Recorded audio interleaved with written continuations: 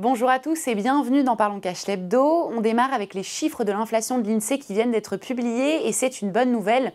L'inflation a ralenti en mars, s'établissant à 5,6% après avoir atteint 6,3% en février. Un ralentissement de la hausse qui s'explique par une progression des prix d'énergie nettement moins rapide, plus 5% alors qu'on était à plus 30% entre mars 2021 et mars 2022, juste après le déclenchement de la guerre en Ukraine. Rappelons qu'en février dernier, les prix de l'énergie avaient encore bondi de 14,1%. En revanche, du côté des prix alimentaires, la hausse se poursuit pour atteindre 15,8% sur un an, après 14,8% en février. Attention, c'est une première estimation, l'INSEE doit publier mi-avril son estimation définitive. Et on poursuit ce JT avec cette annonce de la ministre de la Transition énergétique. Les chèques fioul et bois seront prolongés d'un mois.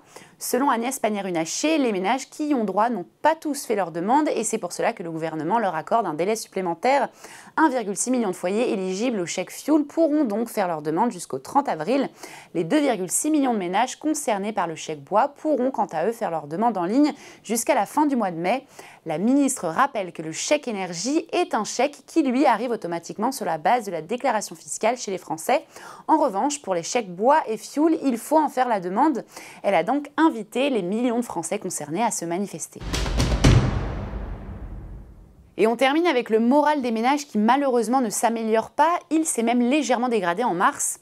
L'indicateur de l'INSEE qui reflète la confiance des ménages perd 1 point pour s'établir à 81 points après avoir déjà perdu 1 point en février. Un pessimisme qui s'explique évidemment par le contexte d'inflation. D'ailleurs, la part des ménages qui considèrent que les prix ont fortement augmenté cette année continue de croître. Elle atteint même son plus haut niveau depuis les années 1970. Un point d'optimisme tout de même, l'opportunité d'épargner perd 4 points après avoir nettement augmenté en février, mais demeure quand même au-dessus de sa moyenne de longue période. Enfin, autre signe positif, la crainte du chômage diminue et reste inférieure à sa moyenne de longue période. Voilà, Parlons Cash Hebdo, c'est fini. On se retrouve la semaine prochaine sur Boursorama.